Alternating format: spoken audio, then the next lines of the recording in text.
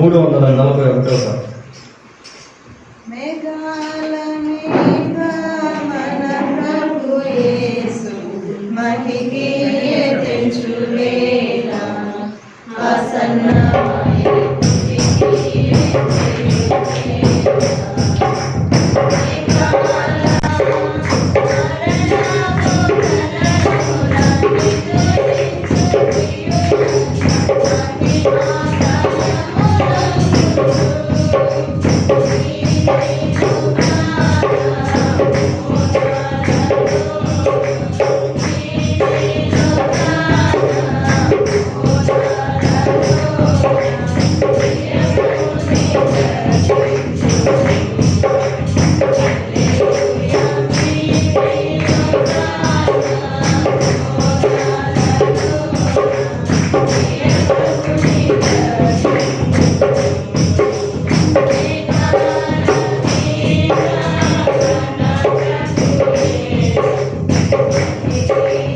పరిశుద్ధమైన మా దేవ, మీ పాదములకు వందనాలు స్తోత్రాలు చెల్లిస్తూ ఉన్నాం. మరొక పర్యాయము మీ వాక్యాన్ని మేము ధ్యానం చేసుకుంటూ ఉండగా మీరే మీ వాక్యము ద్వారా మాలో ప్రతి ఒక్కరిని దర్శించి తద్వారా మీరు మహిమ పొందండి. మేము వినబోచున్నటువంటి సందేశం మా జీవితంలో ఒక నూతన ఆధ్యాత్మిక అధ్యాయాన్ని తెరిచేటువంటి విధముగాను మేము ఆత్మలో బలపరచబడి జీవము గల దేవుడు అయినటువంటి మిమ్మల్ని సేవిస్తూ మీ కొరకు శక్తివంతంగా జీవించుటకును ఉండినట్లు సహాయం చేయమని మా రక్షకుడైన యేసుక్రీస్తు ఉన్నతమైన నామంలో ప్రార్థన చేస్తున్నాము తండ్రి. ఆమేన్.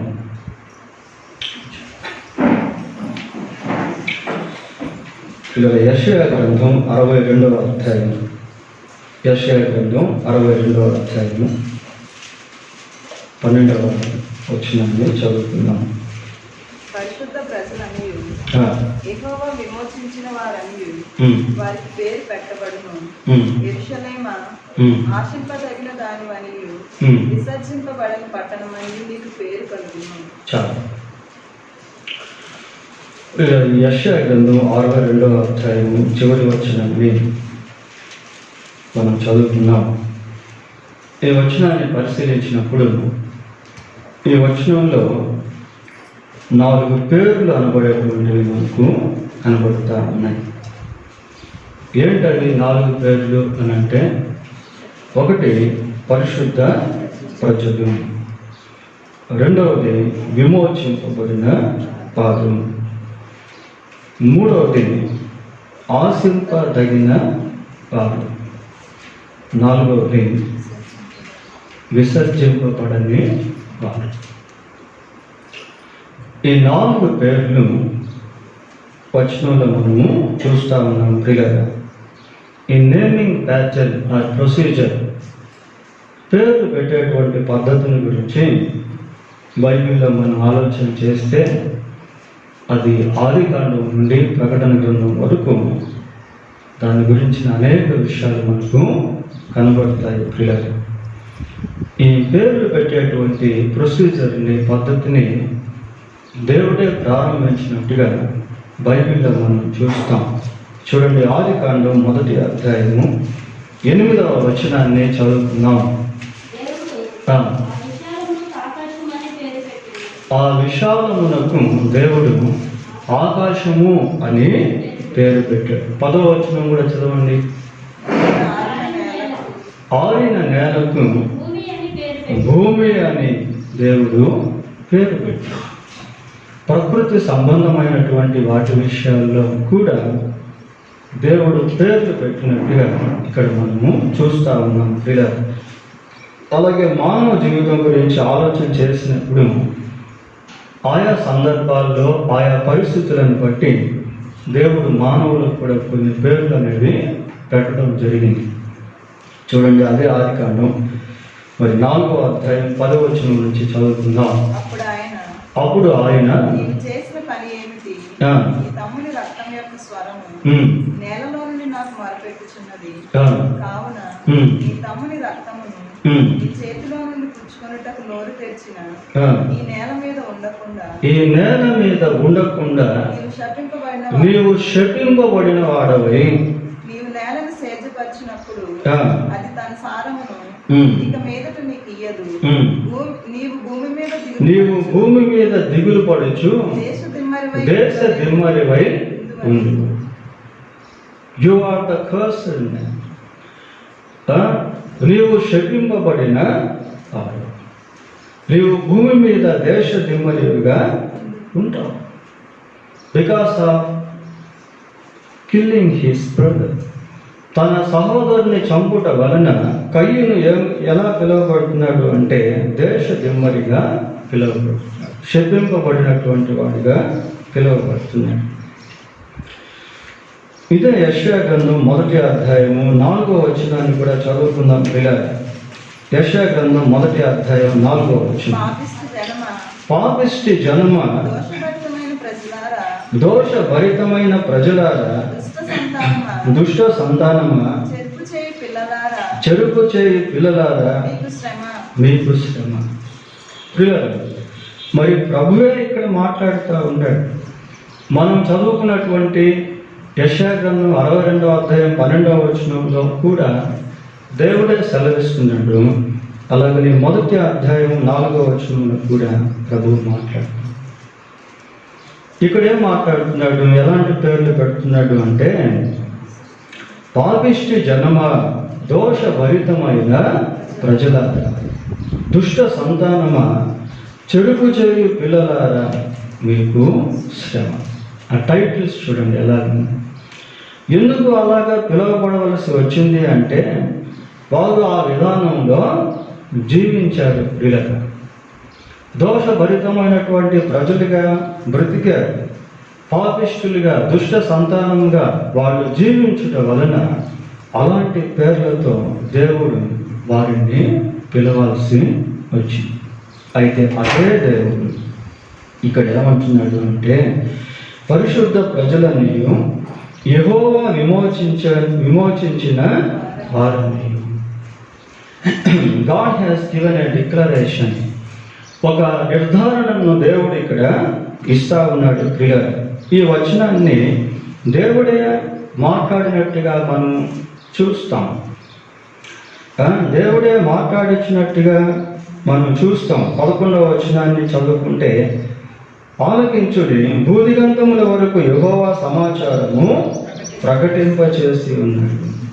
ఇదిగో రక్షణ నీ యొద్దకు వచ్చుచున్నది, ఇదిగో ఆయన ఇచ్చు బహుమానం ఆయన యొద్దనే ఉన్నది.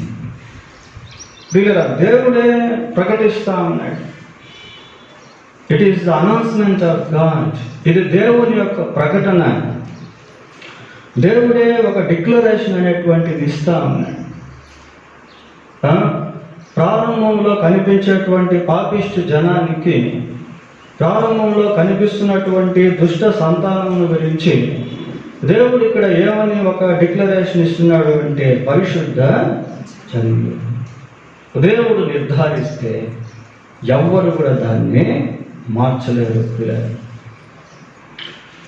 దేవుడు తనకు తానే ఒక విషయంలో నిర్ధారణ చేసినప్పుడు, ఇదిగో ఈ వ్యక్తి పరిశుద్ధ వ్యక్తి అని అన్నప్పుడు, ఈ వ్యక్తి విమోచింపబడినటువంటి వ్యక్తి అని దేవుడు చెప్పినప్పుడు, no one can change the God's declaration.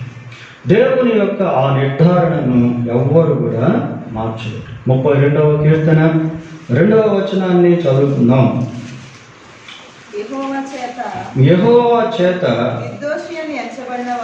నిర్దోషి అని ఎంచబడిన వాడు, ఆత్మలో కపటము లేనివాడు ధన్యుడు. దేవుని చేత ఒక మనిషి నిర్దోషిగా ఎంచబడినప్పుడు ఆ వ్యక్తి ధన్యుడు. అలాంటి వ్యక్తిని ఇంకెవరు కూడా దోషి అని చెప్పలేదు. ఎందుకంటే దేవుడే అక్కడ జడ్జిమెంట్ ఇస్తున్నాడు కదా. దేవుని చేత ఒక వ్యక్తి నిర్దోషిగా ఎంచబడినప్పుడు ఆ వ్యక్తి ధన్యుడిగా ఉంటాడు. ఆ వ్యక్తిని ఇంకెవరు దోషి అని చెప్పేదానికి లేదు. అయితే ఇక్కడ మనం ఒకటి చేయాలి. దేవుడి ద్వారా నిర్దోషత్వాన్ని సంపాదించుకునే దానికి we must confess hour sin. మన పాపమును మనము ఒప్పుకోవాలి. ఇంకా ఏముంది అక్కడ ఆ వచనంలో చదవండి. 32వ కీర్తన. నేను మౌనినై ఉండగా ఆ, దినమంతయు తన పాపములకు పరిహారం నొందినవాడు, తన అతిక్రమములకు పరిహారం తన అతిక్రమములకు పరిహారం నొందినవాడు, తన పాపములకు ప్రాయశ్చిత్తం నొందినవాడు ధన్యుడు. ప్రియుల పాపమునకు ప్రాయశ్చిత్తం కలిగినప్పుడు అది ఒక ధన్యతగా, దీవెనగా ఎంచబడుతుంది. దేవుడు మన పాపములను క్షమించి మన నిర్దోషిగా తీర్చాలి అంటే మనం మన పాపములను దేవుని దగ్గర ఒప్పుకోవాలి. ఇది చాలా important. God knows our sin. In the same time, He wants us to confess our sin. దేవునికి మనం చేసినటువంటి పాపం తెలుసు ప్రియులారా. ఆ పాపమును ఆయన దగ్గర ఒప్పుకోవాలని దేవుడు కోరుకుంటాడు. అది ఎప్పుడైతే జరుగుతుందో అక్కడ ఒక డిక్లరేషన్ అనేటువంటిది ఇవ్వబడుతుంది. రోమపత్రిక 8వ అధ్యాయము, రోమిలకు రాసిన పత్రిక 8వ అధ్యాయము 33వ వచనం కూడా చదువుకుందాం.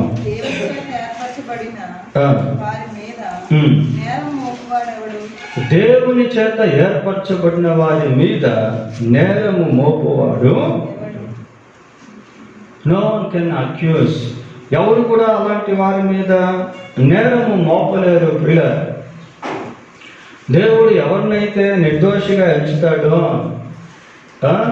వారి మీద ఎవరు నేరం మోపలేరు.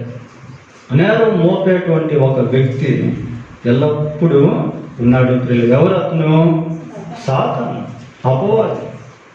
The business of Satan is accusing God's people.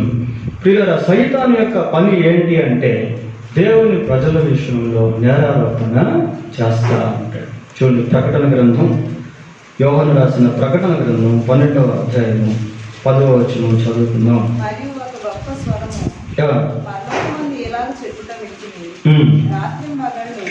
రాత్రి మగళ్ళు మన దేవుని ఎదుట మన సహోదరుల మీద నేరము మోపువాడైన అపవాది.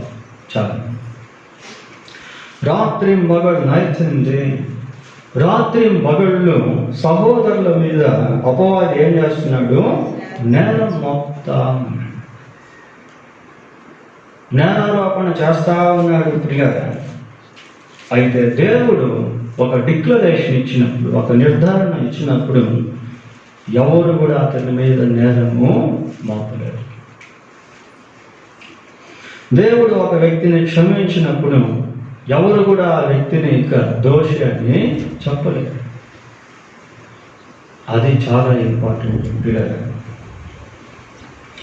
సరే, ఈ యెషయా గ్రంథం 62వ అధ్యాయం 12వ వచనంలో ఒక 4 పేర్లను గురించి మనం చూస్తా ఉన్నాం. మొదటిది పరిశుద్ధ ప్రజలని, పరిశుద్ధ ప్రజలను, హోలీ పీపుల్ అని, సెయింట్స్ అని పిలువబడతా ఉంటారు. వాస్తవానికి we are not worthy to be called the holy people or holy nation or saints. వాస్తవంగా మనము పరిశుద్ధులముగా పిలువబట్టుకు యోగ్యులము కాదు. ఎవరు కాదు యోగ్యులు. ఈవెన్ ఇది ఇశ్రాయేల్ గురించి చెప్పబడినప్పటికీ మరి మనుషులందరి గురించి కూడా ఆలోచన చేయవచ్చు. పిల్లల సంఘం గురించి కూడా ఆలోచన చేయవచ్చు. ఎందుకు మనము పరిశుద్ధ ప్రజలు కాము అని అంటే మన స్వాభావికంగా, మన స్వభావంలో అది లేదు. మన నేచర్, మన స్వభావం ఎలాంటిది అంటే అది పాపముతో కూడినటువంటి స్వభావంగా మార్చబడింది. చూడండి, ఆదికాండము 8వ అధ్యాయం, ఆదికాండం 8వ అధ్యాయము 21వ వచనం.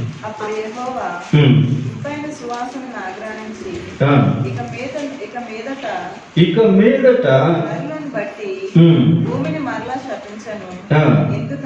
ఎందుకంటే నరుల హృదయాలోచనలు వారి బాల్యము నుండే చెడ్డది. కరప్ట్ అయిపోయింది నేచర్. స్వభావం అనేటువంటిది చెడిపోయింది ప్రియులారా. ఎప్పటి నుండి?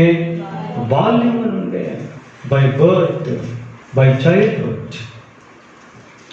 బాల్యము నుండే చెడిపోయినటువంటి స్వభావాన్ని మనము కలిగి ఉన్నాము ప్రియులారా. సామెతల గ్రంథం 20వ అధ్యాయం, సామెతల గ్రంథం 20వ అధ్యాయము 9వ వచనం. నా హృదయమును ఆ, శుద్ధపరచుకొని ఉన్నాను, నా హృదయమును శుద్ధపరచుకొని ఉన్నాను, పాపము పోగొట్టుకొని పాపము పోగొట్టుకొని పవిత్రుడు నైతిని అనుకొనదగిన వాడెవడు? పవిత్రుడు నైతిని అనుకొనదగిన వాడు ఎవరు లేరు. There is none in this world to say the slogan.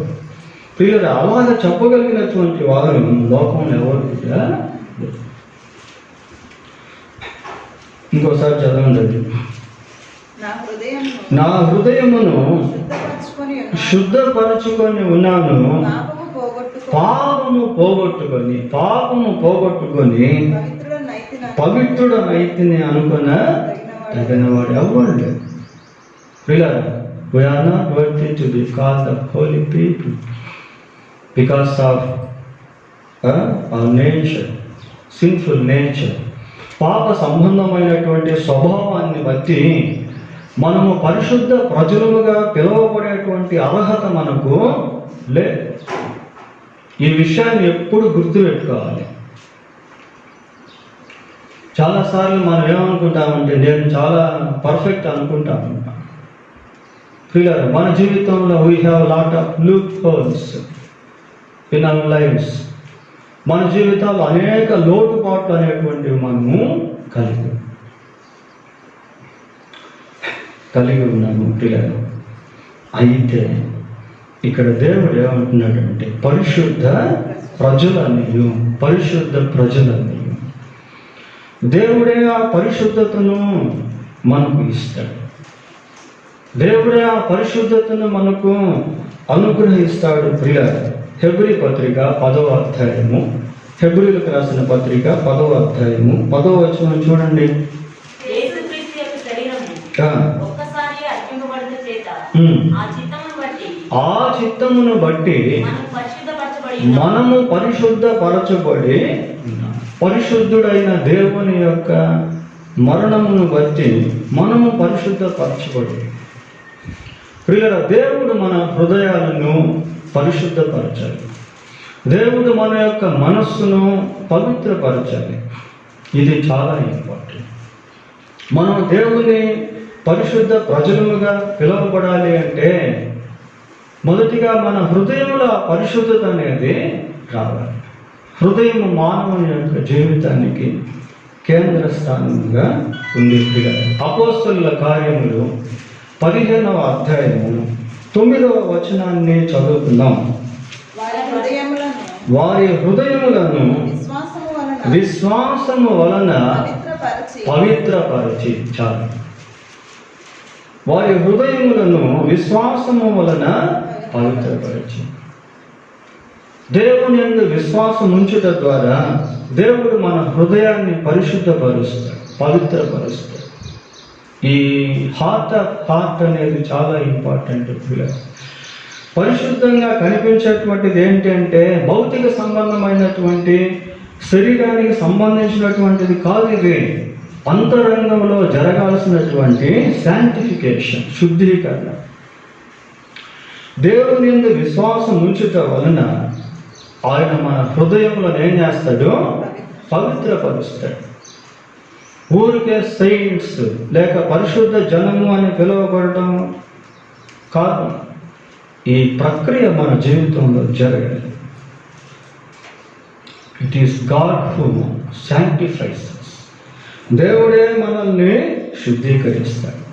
దేవుడే మన హృదయాన్ని పరిశుద్ధపరుస్తాడు. ప్రియులారా, దేవుడు మనల్ని పరిశుద్ధపరిచిన తర్వాత మనం ఏం చేయాలంటే ఆ పరిశుద్ధతలో నిలిచి ఆ పరిశుద్ధతను కాపాడుకుంటా ఉండాలి. ఎందుకు అనేక సార్లు మన సాక్ష్యాలు దెబ్బతింటాయి అంటే we lose our holiness that God gives us.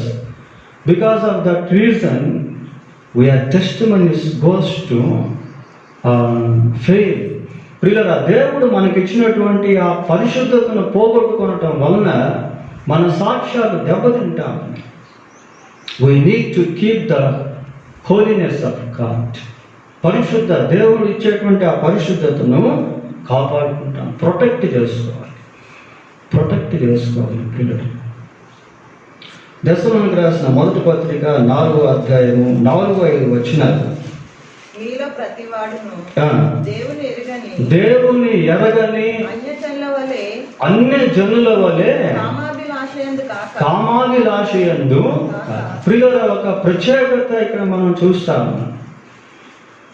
అన్య జనుల వలె కామాభిలాషయందు కాదు. అన్య జనుల వలె మీరు జీవించకూడదు. అన్య జనుల వలె మీరు తలంచడం, అన్య జనుల వలె మీరు ఆశించడం, అన్య జనుల వలె మీరు ఆలోచించడం, అన్య జనుల వలె మీరు జీవించడం. It is not your business to live or to follow the footsteps of pagans or gentiles who don't know about God. దేవుణ్ణి ఎరగనటువంటి అన్యజనుల వలె మీరు జీవించకూడదు.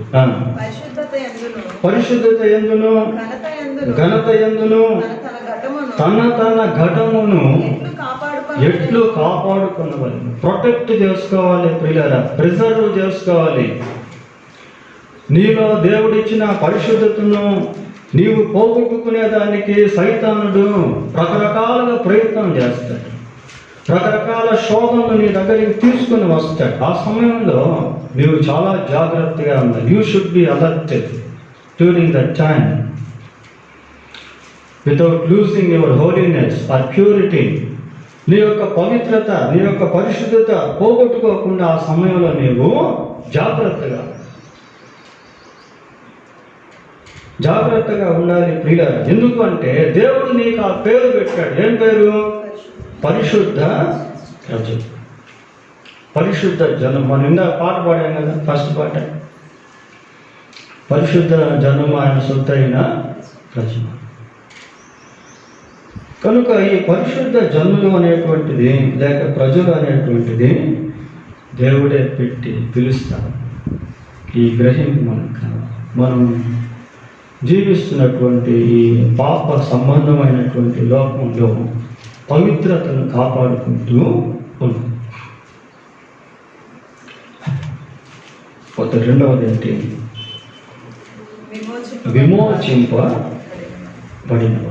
విమోచింపబడిన రెడీమ్. ఈ విమోచనము అనేటువంటిది కూడా దేవుని ద్వారా మనకు లభించింది. చూడండి, పేతురు రాసిన మొదటి పత్రిక 1వ అధ్యాయం. పేతురు రాసిన మొదటి పత్రిక 1వ అధ్యాయము 18-19 వచ్చి.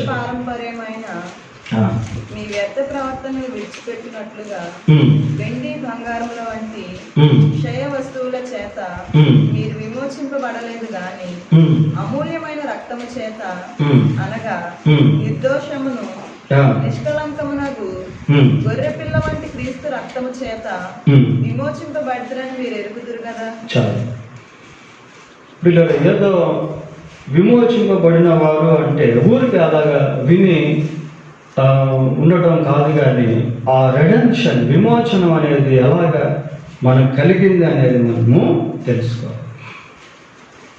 చాలామంది క్రైస్తవులుగా పిలువబడుతున్నప్పటికీ ఆ క్రైస్తవత్వంలో ఉన్న క్రీస్తును ఎరగనటువంటి వారిగా జీవిస్తారు.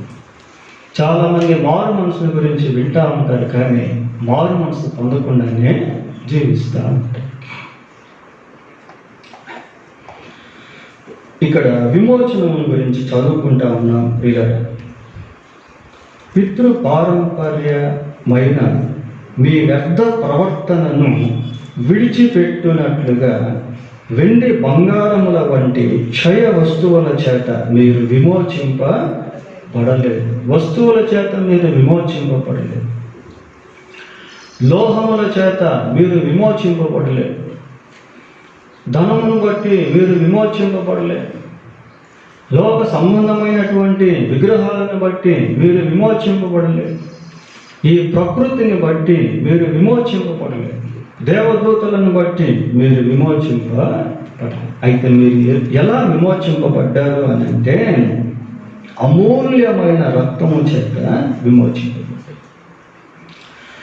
అమూల్యమైన రక్తము చేత అనగా నిర్దోషమును నిష్కలంకమును అగు గొర్రె పిల్ల వంటి క్రీస్తు రక్తము చేత విమోచింపబడితిరని మీరు ఎరుగుదురు. తెలుసా మరి ఆ సంగతి? How we are given the redemption. ఈ విమోచన మనకి ఎలాగొచ్చిందో అనేది మనం తెలుసుకోవాలి ప్రియులారా. యేసుక్రీస్తు ప్రభు శిలువలో కార్చిన తన అమూల్యమైనటువంటి రక్తము ద్వారా సర్వమానవాడికి ఆయన విమోచనం అనేటువంటిది అనుగ్రహించారు. ఆయన యందు విశ్వాసం ఉంచేటువంటి వారు ఈ విమోచనం అనేది పొందుకుంటారు. ఎందుకు పలుమార్లు దేవుడు మరి తన విమోచనమును గురించి, రక్షణను గురించి జ్ఞాపకం చేస్తున్నాడు అని అంటే, ఒకవేళ ఇంకా మీలో ఎవరైనా రక్షణ పొందకుండా ఉంటే, God is giving one more opportunity to receive his salvation. ఆయన ఇచ్చేటువంటి రక్షణ పొందుకునేదానికి దేవుడు నీకు మరొక అవకాశాన్ని ఇస్తాను. పిల్లల ఈ రోజుల్లో పరిస్థితి ఎలాగుంది అంటే, ఇప్పుడు కనిపిస్తున్నటువంటి వాళ్ళు మళ్ళీ కనిపిస్తారో లేదో అనేది తెలియదు. అట్లాంటి భయంకరమైనటువంటి దినాల్లో మనం జీవిస్తాము. We don't know about our tunes day. మన చివరి దినం ఎప్పుడో మనకు తెలియదు. యేసు ప్రభు ఏ క్షణంలో వస్తాడో అనేది మనకు తెలియదు. ఇప్పుడు ఆల్మోస్ట్ అన్నీ జరుగుతూనే ఉన్నాయి. యుద్ధ వాతావరణం కనిపిస్తూ ఉంది. భారతదేశానికి చైనాకి మధ్య ఒక విధమైనటువంటి విభేదాలు, గొడవలు జరుగుతూ ఉన్నాయి. అక్కడక్కడ మరి జనం మీదకి జనం లేస్తారని, రాజ్యం మీదకి రాజ్యం లేస్తుందని బైబిల్లో మనం వింటూ ఉన్నాం. ఈ మధ్యకాలంలో ఢిల్లీలో, గుంటూరులో కొన్ని ఏరియాస్లో స్వల్పంగా భూకంపాలు అనేవి వచ్చినట్టు చెప్తాను. అక్కడక్కడ భూకంపాలు అనేటువంటివి వస్తూ ఉన్నాయి. ఇప్పటికే కొన్ని ప్రాంతాల్లో కరువు అనేటువంటిది ఆరంభమైంది ప్రియులారా. అక్కడక్కడ కరువులు అనేవి మనం చూస్తూ ఉన్నాం.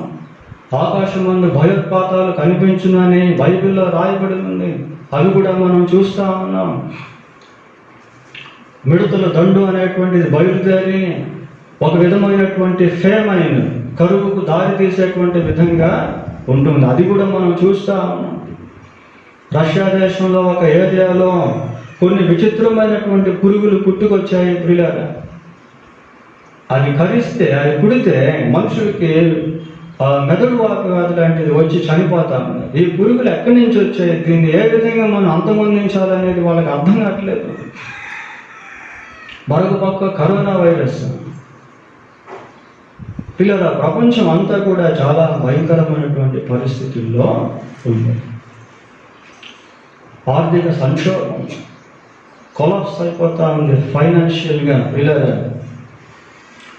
స్వీడన్లో మరి చిప్ అనేది రిలీజ్ చేశారు అని చెప్పి వార్తలు వస్తూ ఉన్నాయి.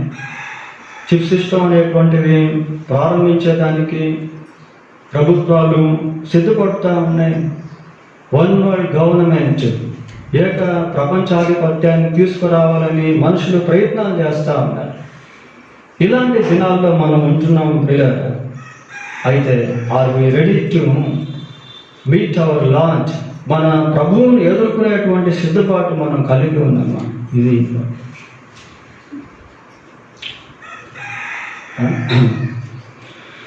ఈ విమోచనం అనేటువంటిది మనం సంపాదించుకోవాలి. విమోచింపబడినటువంటి అనుభవం అనేది మనం కలిగి ఉండాలి.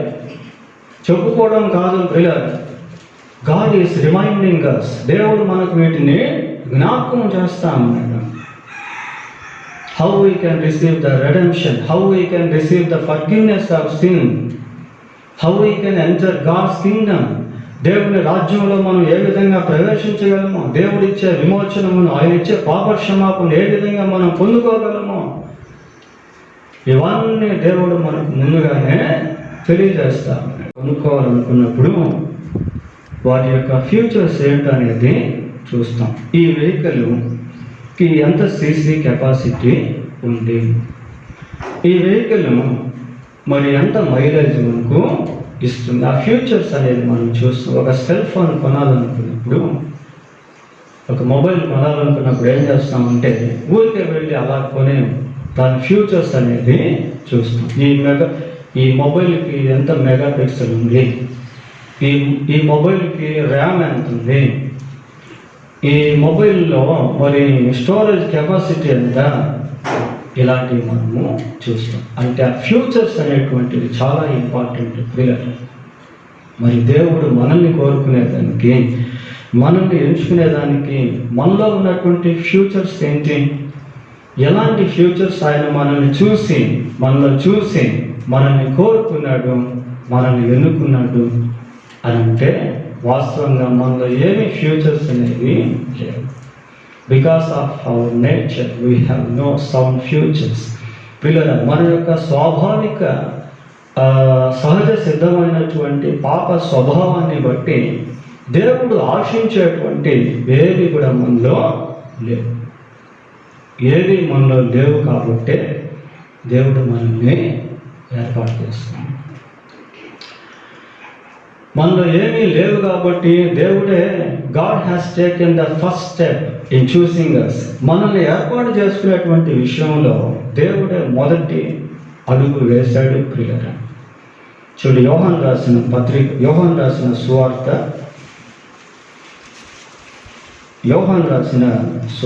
15వ అధ్యాయము 10వ వచనం. నేను నా తండ్రి ఆజ్ఞలు గైకొని ఆయన ప్రేమ యందు నిలిచి ఉన్న ప్రకారము మీరు నా ఆజ్ఞలు గైకొనిన ఎడల నా ప్రేమ యందు నిలిచి.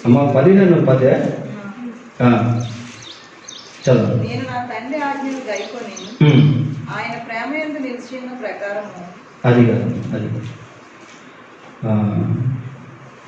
నేను మిమ్మల్ని ఏర్పాటు చేసుకున్నాను అనేటువంటి మాట ఒకటి ఉంటుంది. ఎక్కడది? మీరు నన్ను ఏర్పరచుకోనలేదు, మీరు నా పేరట తండ్రిని ఏమి అడుగుతురో అది ఆయన మీకు అనుగ్రహించినట్లు మీరు వెళ్ళి ఫలించుటకును మీ ఫలము నిలిచియుటకును నేను మిమ్మల్ని ఏర్పరచుకొని నియమించి. నేను మిమ్మల్ని ఏర్పరచుకొని 16వ వచనం అదే కదా. నేను మిమ్మల్ని ఏర్పరచుకొని ఐ హ్యావ్ చోజన్ యూ. ఆయనే మనల్ని ఏర్పాటు చేస్తున్నాడు. మనలో ఏదో ఉందని ఆయన మనల్ని కోరుకోలేదు పిల్లలు. ఆయన ఎందుకు కోరుకున్నాడు మనల్ని అంటే మనలో ఏమీ లేదని కోరుకున్నాడు. నేను చిన్న వయసులో ఉన్నప్పుడు మా అమ్మ మార్కెట్కి తీసుకెళ్ళేవాడు. మార్కెట్కి తీసుకెళ్తే అక్కడ మరి కుండలు, కూజాలు, ఉండీలు అమ్ముతా ఉండేవాడు. అప్పుడు మా అమ్మవాడు ఏం చేసేవాడు అంటే ఒక చిన్న మట్టి హుండీ కొనిచ్చేవాడు. హుండీ తెలుసు, చూశారు కదా, మట్టితో చేయకుండా హుండీలు ఇప్పుడు అంత కనబడటం ఎక్కువ. ఎందుకు హుండీ?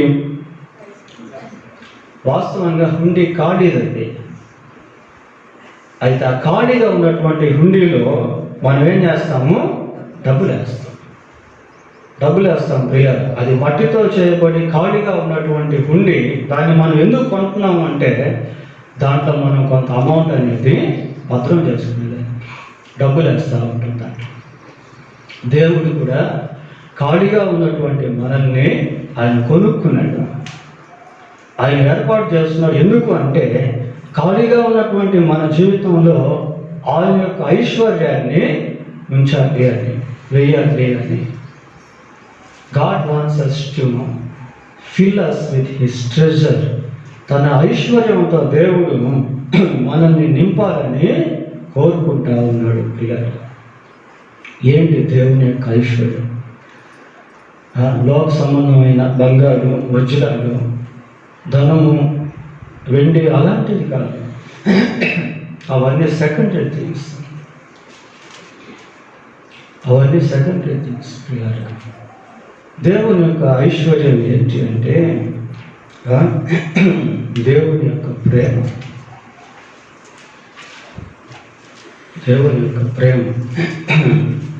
యోహాను సువార్త 13వ అధ్యాయము 34వ వచనం. మీరు ఒకరినొకరు ప్రేమింపవలనన్నదే నా మీకు కొత్త ఆజ్ఞ ఇస్తాను. The love of God is our treasure. If we have that kind of treasure, we will love each other. ప్రియుల, దేవుని యొక్క ఐశ్వర్యం ఏంటి అంటే ఆయన ప్రేమ.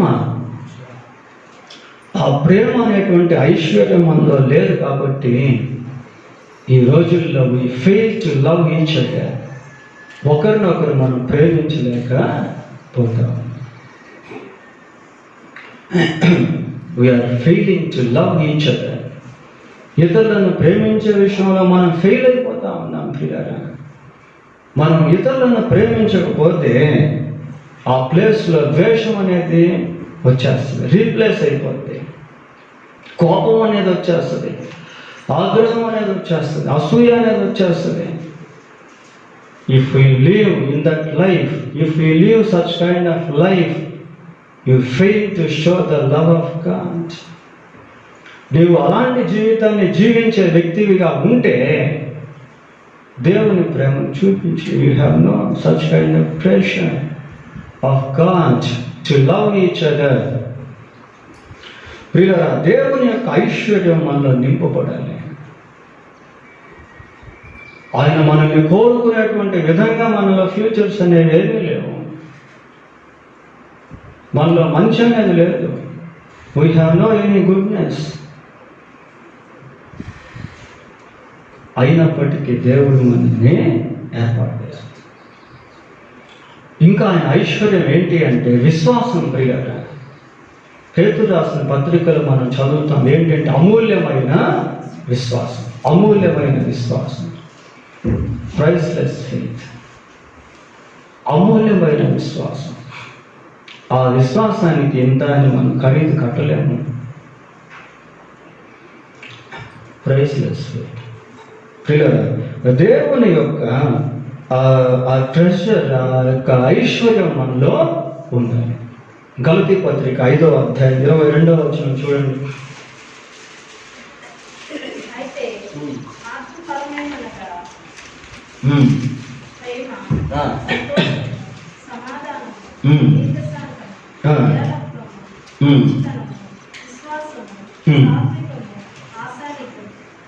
చాలా 9 రకాల ఆత్మ ఫలము అక్కడ మనము చూస్తాము. వీటితో నింపబడుట, మారు మనసు పొందడము క్షణాల్లో జరిగేటువంటి ప్రక్రియ.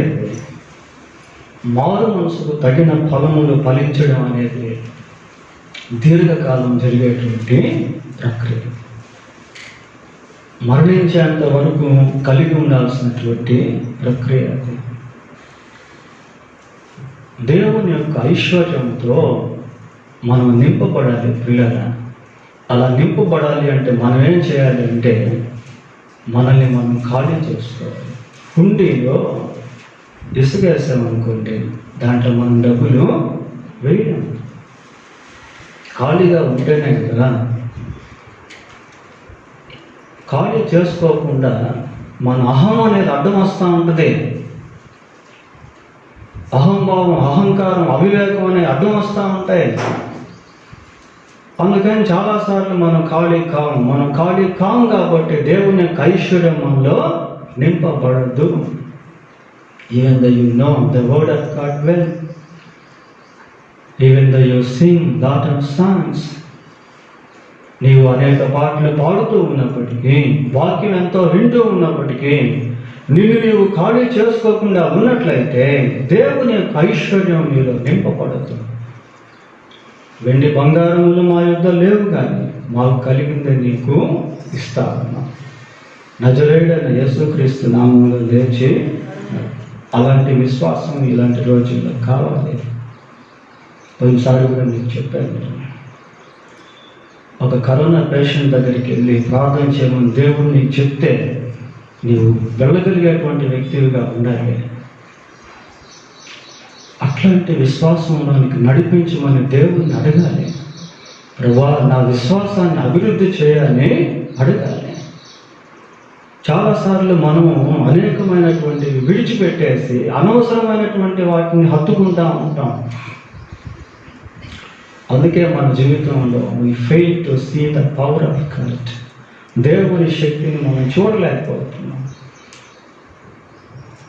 భక్తిలో ఉన్న శక్తిని తాకలేకపోతున్నాం ప్రియులారా. సరే, ఇక్కడ ఏమని చదువుకుంటున్నాం? యెషయా గ్రంథం 62వ అధ్యాయము. యెషయా గ్రంథం 62వ అధ్యాయంలో చివరి వచనంలో ఏమని చూస్తున్నాం? చివరిగా ఆశింపదగిన దానివనియు విసర్జింపబడని పట్టణమనియు నీకు పేరు కలుగు. విసర్జింపబడని పట్టణము, విసర్జింపబడని పట్టణము లేక ప్రజలు, విసర్జింపబడని ప్రజలు, విసర్జింపబడని ప్రజలు. ప్రియులారా, ఇది కూడా చాలా ప్రాముఖ్యమైనటువంటి విషయం. రిజెక్షన్స్, తిరస్కరించుట, విసర్జించుట, విడిచిపెట్టుట, ఇవన్నీ కూడా చాలా కఠినమైనటువంటివిగా కనబడుతూ ఉంటాయి. మన బేస్ ఎక్కడ దెబ్బతినింది అంటే మనుషుల యొక్క పునాది దేవుని విసర్జించినప్పుడు ప్రారంభమైంది. ప్రియులారా, మనుషుల యొక్క పునాది దేవుని విసర్జించడం ద్వారా ఆరంభం. ద్వితీయోపదేశకాండం 32వ అధ్యాయము, ద్వితీయోపదేశకాండం 32వ అధ్యాయము 18వ వచనాన్ని చదువుకుందాం. నిన్ను పుట్టించిన ఆశ్రయ దుర్గమును విసర్జించావు. ఒక రకంగా చెప్పాలంటే నిన్ను పుట్టించిన నీ సృష్టికర్తనే నీవు విసర్జించేశావు. బైబిల్లో యేసు ప్రభు ఒక మాట చెప్పి, ఎవడనో ఇద్దరు యజమానులకు దాసుడిగా ఉండదు. అతడు ఒకరిని ప్రేమించి ఒకరిని ద్వేషించి ఒకరిని పక్షమం నుండి ఒకరిని తృణీకరించు. ఏదైనా తోటలోనే ఆదాము హవ్వ సైతాను యొక్క పక్షమందు వెళ్ళి దేవుణ్ణి తృణీకరించేశారు, రిజెక్ట్ చేశారు, విడిచిపెట్టేశారు. పిల్లలు, అది ఈ రోజు వరకు కూడా అలాగే కొనసాగుతాం. దేవుణ్ణి విసర్జించుట అనేది చాలా దారుణం, చాలా భయంకరం. దాని పరిణామం ఎలాగుంటుంది అంటే చూడండి, సామెతల గ్రంథం 1వ అధ్యాయము, సామెతల గ్రంథం 1వ అధ్యాయము 12వ వచనాన్ని చదువుకున్నాం. అమ్మా 32వ వచనం చదవండి.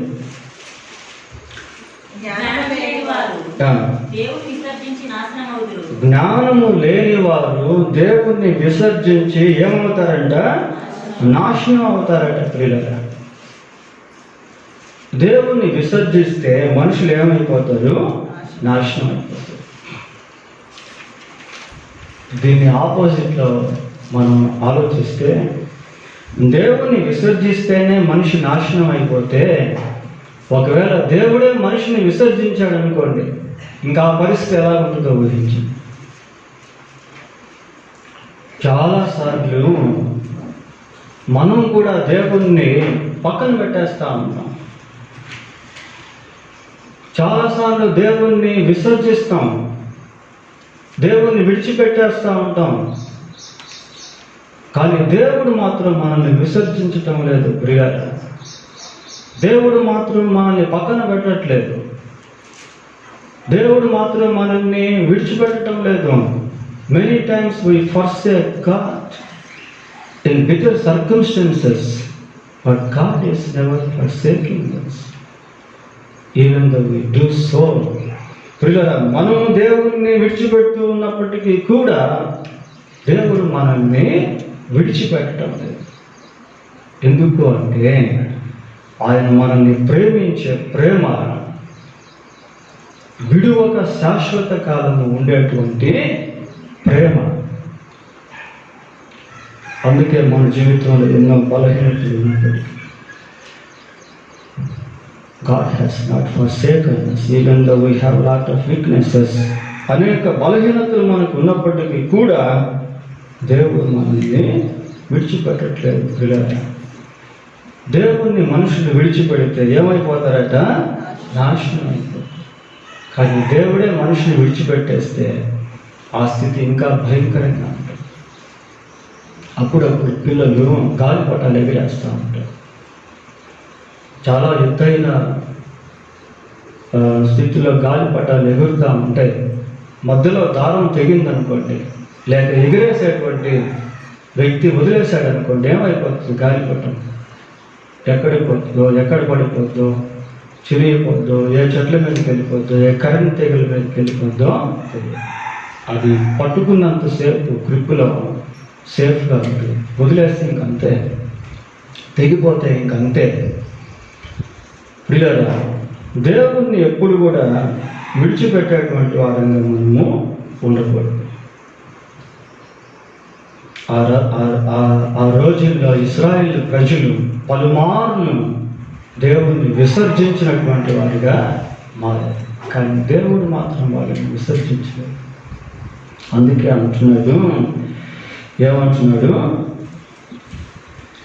విసర్జింపబడని పట్టణం, విసర్జింపబడని పట్టణం. హెబ్రీ పత్రిక 13వ అధ్యాయం 5వ వచనాన్ని చదువుకుందాం పిల్లలు. ధనాపేక్ష లేని వారై మీకు కలిగిన వాటితో తృప్తి పొంది ఉండుడి. నేను ఏమాత్రమును విడువను, నేను ఎన్నడూను ఎడబాయను అని ఆయనే చెప్పాను. ఆయనే చెప్తారు, నిన్ను ఎన్నడూ ఎడబాయను, విడువను, ఎడబాయను. కనుక prayer, we should be grateful to God because of His eternal love. శాశ్వతమైన ఆ ప్రేమను బట్టి దేవుని పట్ల మనం కృతజ్ఞులముగా ఉండాలి. 4 రకాల పేర్లు ఇక్కడ మనం జ్ఞాపకం చేసుకుంటా ఉన్నాం. ఇది డైరెక్ట్గా దేవుడు వారితో మాట్లాడట్లేదు. ఇక్కడ ఏమని చెప్తున్నాడు అంటే 11వ వచనంలో, ఆయన ఇచ్చు జీతము ఆయన తీసుకొని వచ్చుచున్నాడని సియోను కుమార్తెకు తెలియచేయదు. సియోను కుమార్తెకు చెప్పండి అనుకున్నాడు. పలానా ప్రజలకు చెప్పండి, నేను మిమ్మల్ని కోరుకున్నాను అని, నేను మీకు పరిశుద్ధ ప్రజలని పేరు పెట్టానని పలానా ప్రజలకు చెప్పండి. ఏం వాళ్ళకు తెలియదా? ఎందుకు మళ్ళీ చెప్పమంటున్నాడు దేవుడు? ప్రియులారా, మనకు కొంతవరకే తెలుసు. సుంకరి వెళ్ళి గుండె బాదుకుంటూ ప్రార్థన చేశాడు. ఏమని ప్రార్థన చేశాడు? పాపినైనా నన్ను కరుణించు అని ప్రార్థన చేశాడు. సుంకరికి తెలిసిన ఒకే ఒక సంగతి ఏంటి అంటే, నేను పాపిని అన్న సంగతి తెలుసు. అయితే రెండవ సంగతి కూడా సుంకరికి తెలియాలి. ఏంటది అంటే, ఆ పాపం ఎప్పుడైతే సుంకరు ఒప్పుకున్నాడో దేవుడు ఆ సుంకరిని ఏం చేశాడు? నీతిమంతుడుగా. అది కూడా సుంకరికి తెలియాలి. అది కూడా సుంకరికి తెలియాలి.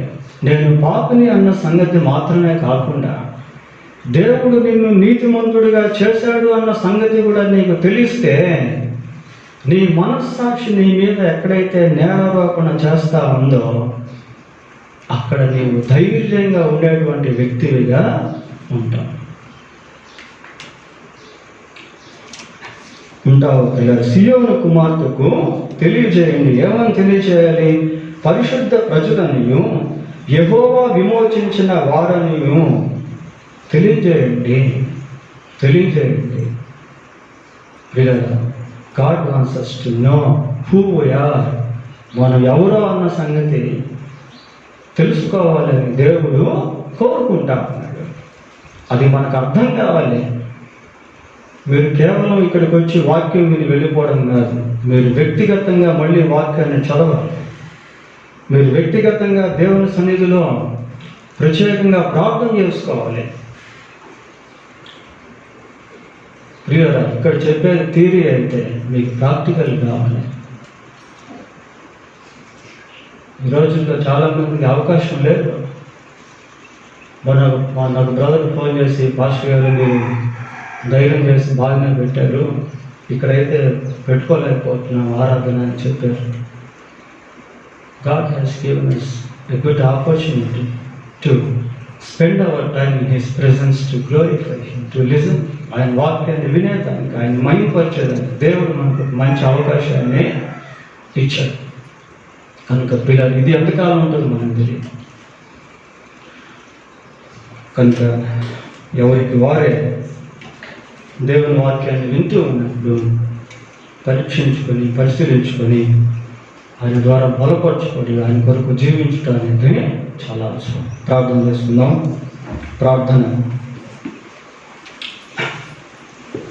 ప్రార్థన చేసుకుందాం ప్రియులారా.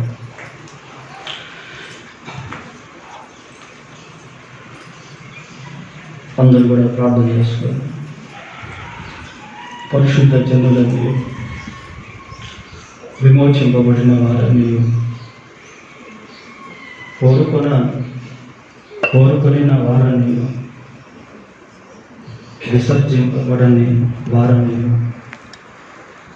మనం తెలుసుకోవాలని దేవుడు కోరుకుంటా ఉన్నాడు. ప్రియులుగా ఆయన్ని బట్టి పరిశుద్ధత, ఆయన బట్టి విమోచన, ఆయన మనల్ని కోరుకున్నాడు. ఆయన మనల్ని విసర్జించాడు. ఆయన విషయంలో మనం విఫలమయ్యాము. కానీ మన జీవితంలో దేవుడు ఇంకా తన కృప చూపిస్తూ ఉన్నాడు. పరిశుద్ధుడైన మా దేవా, మీకు వందనాలు, స్తోత్రాలు చెల్లిస్తున్నాము. చెప్పబడిన సందేశంలో ప్రభా, మీ మాటలకే ముద్ర వేసి నీరు కట్టి ఫలింపు దయచి, మీ వాక్యం విన్న మా జీవితంలో మీరు ఆశించిన ఫలాలు కనబడినట్లుగా కృప దయచేయండి. ప్రభా, మా దేశాన్ని, ఇతర దేశాలను మీరు కాపాడండి.